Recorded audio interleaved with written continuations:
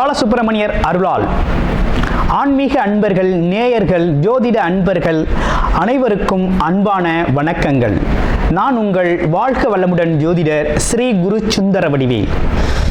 இப்போ பார்த்தீங்கன்னா 2025 நடக்க இருக்கிற தமிழ் புத்தாண்டு எப்படி இருக்குது, என்னென்ன விசேஷங்கள் இருக்குது, ஒவ்வொரு ராசிக்கும் எப்படி இருக்கும், என்ன செய்யலாம், என்ன செய்யக்கூடாது, என்ன விதமான வழிபாடுகள் செய்யணும், ஒவ்வொரு நட்சத்திரங்களுக்கும் என்ன விதமான பலன்கள் இருக்குது, இந்த ஆண்டு முழுவதும் இருக்கக்கூடிய கிரக பெயர்ச்சிகளால் ஏற்படக்கூடிய மாற்றங்கள் என்ன, வளர்ச்சி எப்படி இருக்கும், குடும்ப வாழ்க்கை எப்படி இருக்கும், சுப நிகழ்ச்சிகள் எப்படி இருக்கும், வீடு, வண்டி, வாகனம் மற்றும் அசையும் மற்றும் அசையா சொத்துக்கள் யாருக்கு அமையும், குழந்தை பாக்கியம் யாருக்கு கிடைக்கும் அப்படிங்கும் பல்வேறு விஷயங்களை பற்றி இந்த ஒரு வருடம் இருக்கக்கூடிய மொத்த பலனையும் நம்ம இந்த வீடியோ மூலமாக பார்க்க இருக்கிறோம்.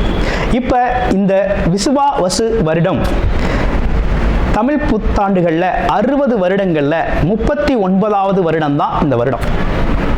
இந்த வருடம் இந்த ஆண்டு பிறக்குது. இந்த வருடத்தில் பிறக்கும் குழந்தைகள் தைரியமாக குழந்தைகளாகவும், எல்லோரையும் அனுசரித்து தெரியக்கூடிய குழந்தைகளாகவும், பண்புள்ள குழந்தைகளாகவும், அது மட்டும் இல்லாமல் தர்ம காரியங்கள், புண்ணிய காரியங்கள் ஈடுபடக்கூடிய குழந்தைகளாகவும் பிறப்பார்கள் அப்படிங்கிறது சித்தர் பாடல்களில் உள்ள ஒரு அமைப்பு.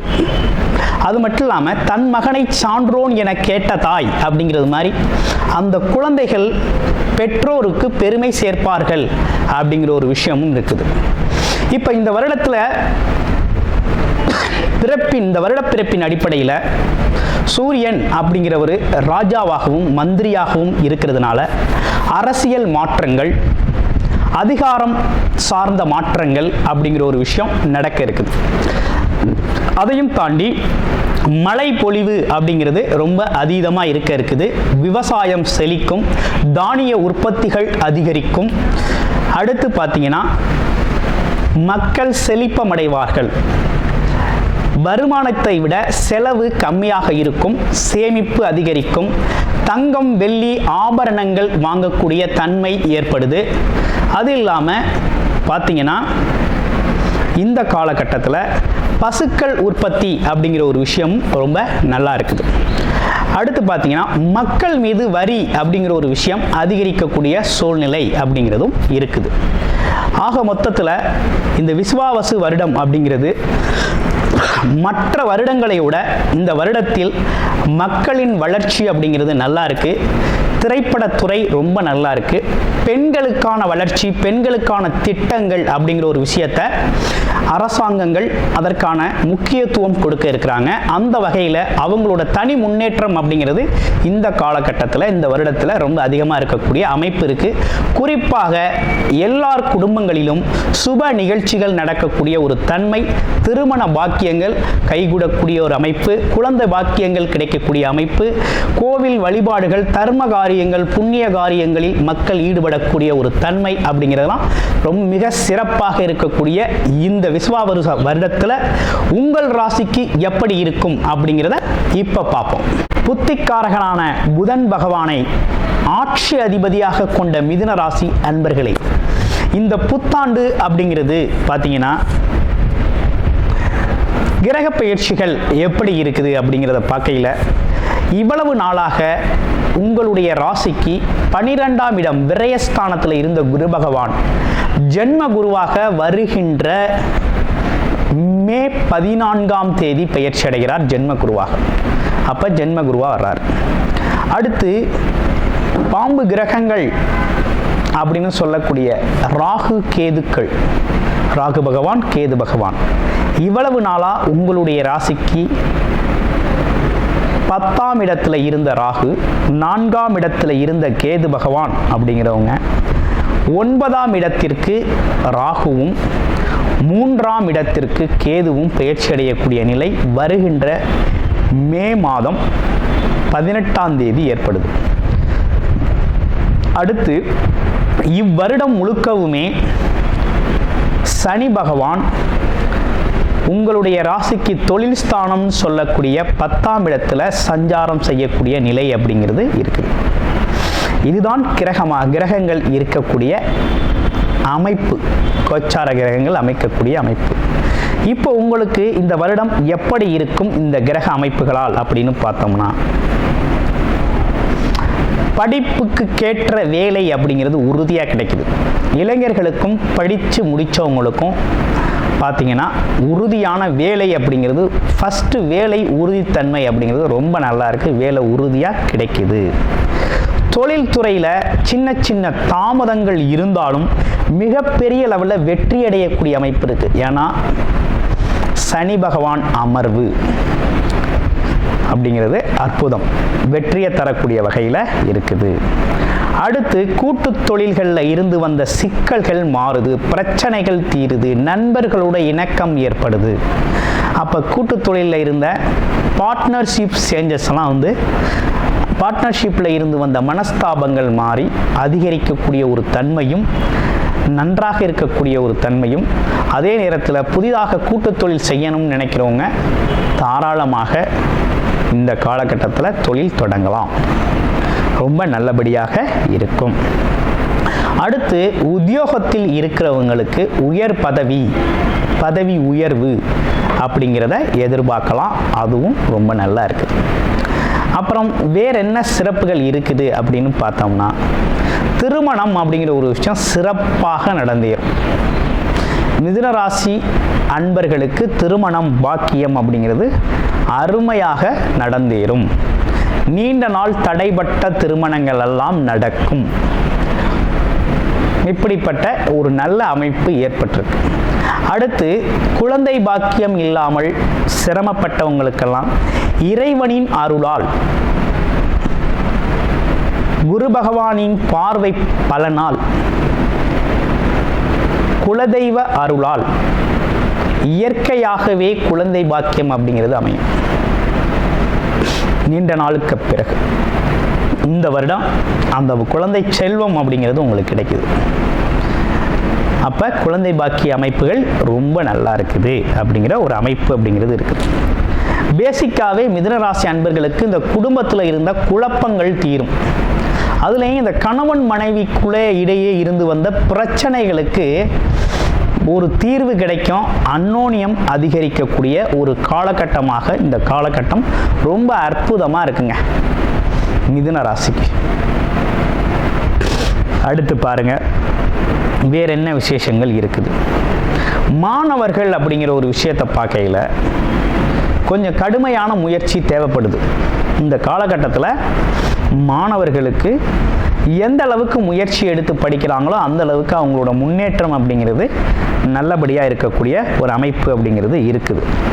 அப்போ கிட்டத்தட்ட இவ்வருடம் முழுவதுமே உங்களுக்கு நல்ல விதமான பலன்கள் நிறைய நடக்கக்கூடிய நல்ல அமைப்பு அப்படிங்கிறது உருவாயிருக்கு. சரி, எந்தெந்த கிரகங்கள் சாதகமாக இருக்குது அப்படின்னு பார்த்தோம்னா, குரு பகவான் ராசியில் அமர்றது அப்படிங்கிறது நல்லது. என்ன காரணம் அப்படின்னா, நமக்குள்ள ஒரு குரு தன்மை அப்படிங்கிறது ஏற்படும். முதல்ல நமக்குள்ள குரு ஆற்றல் பெருகணும், நம்ம அந்த தன்மையை பெறணும். எதையும் நிதானமாக பார்க்கக்கூடிய ஒரு அமைப்பு, பொறுமையாக பார்க்கக்கூடிய அமைப்பு, அடுத்தவங்களுக்கு மதிப்பு மரியாதை கொடுக்கக்கூடிய ஒரு தன்மை. ஆமாம், ஒவ்வொருத்தரையும் எதிர்கொள்கிற ஒரு விஷயம், நிதானம், இப்படிப்பட்ட விஷயங்கள்லாம் நமக்கு வந்து சேரும். நமக்கு மதிப்பு மரியாதை அதிகரிக்கும். எந்த ஒரு இடத்துல போய் இருந்தாலும் இந்த இனிமே வரக்கூடிய காலகட்டங்களில் உங்கள்கிட்ட ஒரு வார்த்தை கேட்கணும் அப்படிங்கிற எண்ணம் மற்றவங்களுக்கு தோணும், குடும்ப உறுப்பினர்களுக்கே தோணும். அவர்கிட்ட ஒரு வார்த்தை கேட்டுக்கலாம், அவர் என்ன சொல்கிறாருன்னு பார்க்கணும் அப்படின்னு. 2 பேருக்கு இடையில் ஒரு சாதாரணமாக வெளியில் போகையில் ஒரு டீ கடையிலே இருக்கிறீங்க, ஒரு டீ சாப்பிட்றீங்க அப்படின்னா 2 பேருக்கு இடையில் ஒரு விஷயத்தை பற்றிய விவாதம் நடக்குது அப்படின்னா அதற்கான தீர்வை உங்கள்கிட்ட எதிர்பார்ப்பாங்க. சார் நான் இப்படி சொன்னேன், அவங்க இப்படி சொன்னாங்க, எது சரியாக இருக்கும், நீங்கள் சொல்லுங்கள், நீங்கள் சொல்கிறது கரெக்டாக இருக்கும் அப்படிங்கிற மாதிரி உங்கள் மீது நம்பிக்கை அப்படிங்கிற ஒரு விஷயம் அதிகரிக்கும். பெருந்தன்மையாக இருக்கக்கூடிய ஒரு அமைப்பு அப்படிங்கிறது ஏற்படும்.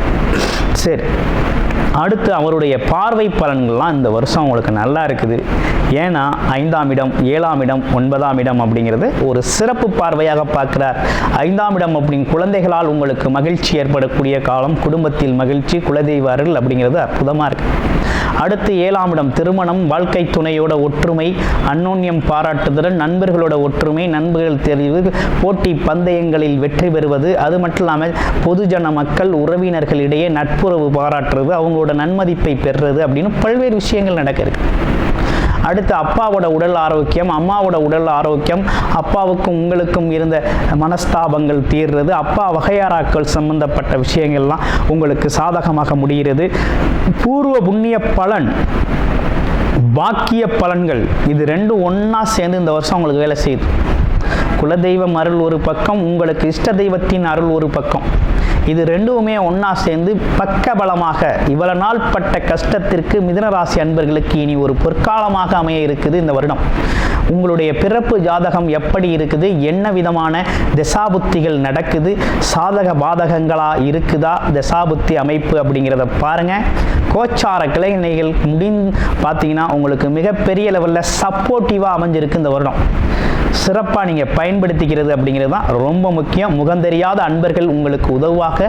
9ஆம் இடத்தில் இருக்கக்கூடிய ராகு பகவானை குரு பார்ப்பது அப்படிங்கிறது ரொம்ப சிறப்பு. பயணங்கள் அப்படிங்கிறது ரொம்ப சிறப்பாக இருக்கும். வெளிநாடு வெளியூர் பயணங்கள், வெளிநாட்டு தகவல்கள் உங்களுக்கு ஆதரவாக இருக்கும். ரொம்ப அற்புதமாக இருக்குது. அதே போல் முகம் தெரியாத நண்பர்கள், அதே போல் வேற்று மதம் வேற்று மொழி பேசக்கூடிய நண்பர்கள்லாம் உங்களுக்கு உதவி செய்யக்கூடிய ஒரு அற்புதமான காலகட்டமாக இந்த காலகட்டம் அப்படிங்கிறது மிகவும் சிறப்புடைய காலகட்டமாக அமைஞ்சிருக்கு. உங்களுக்கு வழிபாடு அப்படின்னு எடுத்துக்கிட்டோம்னா இந்த தமிழ் புத்தாண்டில் வியாழக்கிழமைகளில் நெய் விளக்கேற்றி குரு பகவான் வழிபாடு செய்கிறதும், அதே நேரத்தில் சனிக்கிழமைகளில் சனி பகவானுக்கு நல்ல எண்ணெய் விளக்கேற்றி அவருக்கு வழிபாடு செய்கிறதும், காயத்ரி மந்திரம் ஜபம் செய்து வழிபாடு செய்கிறது அப்படிங்கிறது தொழில் முன்னேற்றமும் குடும்பத்தின் மகிழ்ச்சி அப்படிங்கிறதும் பார்த்தீங்கன்னா ரொம்ப அற்புதமாக அமையக்கூடிய ஒரு நல்லதொரு வருடமாக உங்களுக்கு சிறப்பாக அமைஞ்சிருக்குது அப்படிங்கிறதுல எந்தவித சந்தேகமும் வேண்டாம். நன்றி, வணக்கம், வாழ்த்துக்கள். கூடுதல் தகவலாக நேயர்களின் விருப்பத்திற்கிணங்க நமது ஸ்ரீ பாலசுப்பிரமணியர் ஆலயத்தில் அனைத்து விதமான சகல விதமான தோஷங்களும் நிவர்த்தி அடைய பரிகார பூஜைகள் தொடர்ச்சியாக நடக்க இருக்குது.